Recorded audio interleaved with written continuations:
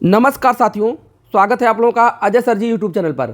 साथियों, कुछ मित्रों ने जानना चाहा है कि सर दिल्ली में टीजीटी टीचर की सैलरी कितनी है। तो साथियों, आज के वीडियो में हम लोग देखेंगे DSSB Delhi subordinate service selection board teacher salary, Delhi TGT अध्यापक की सैलरी अर्थात पहली सैलरी जिनकी पोस्टिंग होने जा रही है उनको कितना मिलेगा सन 2022 में। आपको बताना चाहता हूं कि टीजीटी की जो नौकरी है यह 4600 ग्रेड पे की नौकरी है। 4600 ग्रेड पे की नौकरी है। अब आइए इनका सैलरी का निर्धारण करते हैं। तो यहाँ देख लीजिए सैलरी का निर्धारण में देख लीजिए बेसिक पे कितना होता है 44,900 रुपये। 44,900 रुपये बेसिक पे है। और डीए महंगाई भत्ता वर्तमान में 31% मिल रहा है। यह भत्ता बढ़ता चला जाता है। वर्तमान में आज के डेट में 31% मिल रहा है। तो 44,900 का जब 31% हम निकालेंगे तो हो जाएगा 13,919 रुपये। 13,919 रुपये ये हो जाएगा ये महंगाई भत्ता। और यहाँ देख लीजिए HRA यह मकान किराया भत्ता है। साथियों, इसके बारे में पता चल रहा है कि कहीं 8%, कहीं 16% और कहीं 24%, जिसमें दिल्ली में बताया जा रहा है कि 24% मकान किराया भत्ता मिलता है।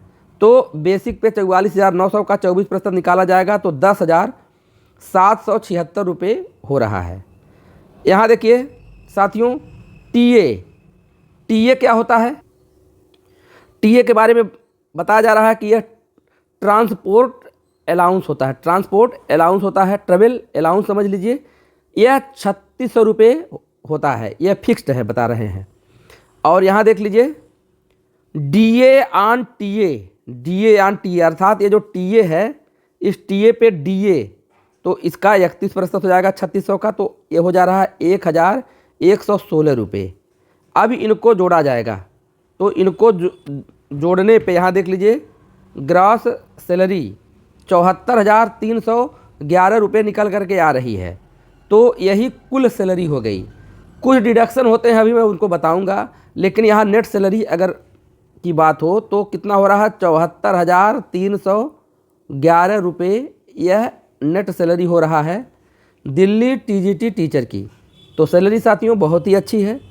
जो लोग मेहनत करेंगे, मेहनत करके नौकरी लेंगे, आगे जा कर के उनको इतनी अच्छी सैलरी देखने को मिलेगी।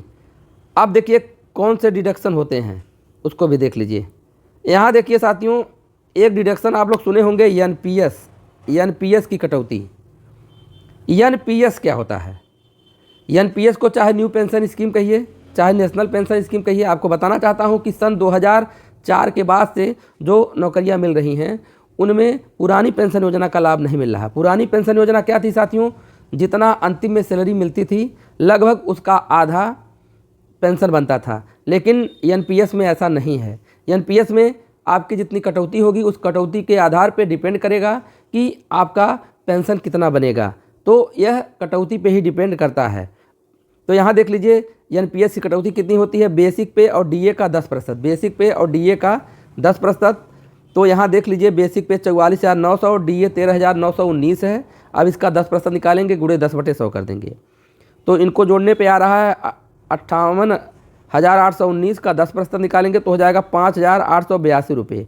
क्योंकि यहाँ देखिए 5,881 रुपये 90 पैसा होगा, 90 पैसे कन्वर्ट कर लेंगे 1 रुपये में तो 5,882 रुपया यह एनपीएस की कटौती होगी। तो 5,882 रुपया यह किस में जाएगा? एनपीएस में जाएगा पर मंथ। यह उनके जो टोटल सैलरी मैंने बताया, ग्रॉस सैलरी बताया है, उसमें से इतना डिडक्शन हो जाएगा अर्थात पर मंथ निकल जाएगा। और छोटी मोटी और भी डिडक्शन होता है, छोटा मोटा और डिडक्शन होता है। यहाँ देखिए छोटी मोटी कुछ और कटौतियाँ होती हैं जिनमें जीआईएस की कटौती है। तो जीआईएस की कटौती के बारे में भी लोग बता रहे हैं कि इसमें 60 रुपये के करीब कटौती होती है।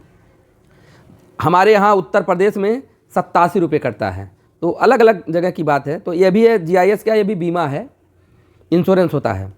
यहाँ देखिए DGHS यह मेडिकल इंश्योरेंस है पर मंथ इसमें भी कटते हैं पैसे। तो ज़्यादा नहीं बताया जा रहा है कि 650 रुपये ये इसमें भी पर मंथ कट जाते हैं।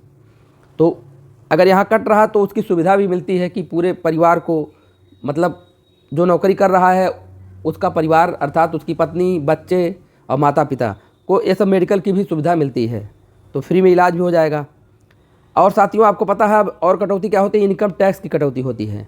इनकम टैक्स के बारे में आपको पता है कि वार्षिक आय यदि 5 लाख से ऊपर है, 5 लाख से कम है तो इनकम टैक्स नहीं देना पड़ेगा, लेकिन 5 लाख से ऊपर है तो इनकम टैक्स देना पड़ेगा।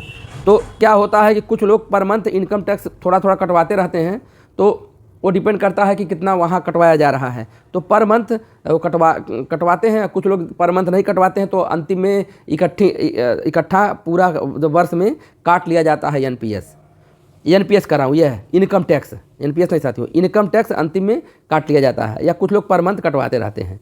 तो अब इनकम टैक्स को कैलकुलेशन करने के पर ही पता चलेगा कि कितना एनपीएस में जा रहा है। और एनपीएस में कुछ ऐसे मद होते हैं जिनमें यदि पैसा आदमी खर्च कर रहा है तो पैसा वापस भी हो जाता है।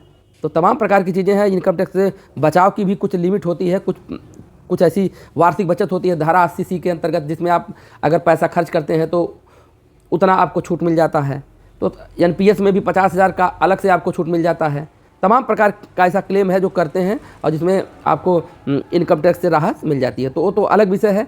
यहाँ केवल सैलरी की बातें हो रही थी और डिडक्शन की बातें हो रही थी, कहाँ कहाँ से पैसा कटता है और टोटल सैलरी कितनी बन रही है। तो टोटल सैलरी मैंने आपको बता दिया है 74,311 रुपये बन रहा है। तो इसी के साथ वीडियो समाप्त कर रहा हूँ। वीडियो पसंद आए तो लाइक शेयर कमेंट करिएगा और मैं ऐसे ही यूजफुल वीडियो बनाता हूँ, तो चैनल को सब्सक्राइब भी कर लीजिएगा। धन्यवाद।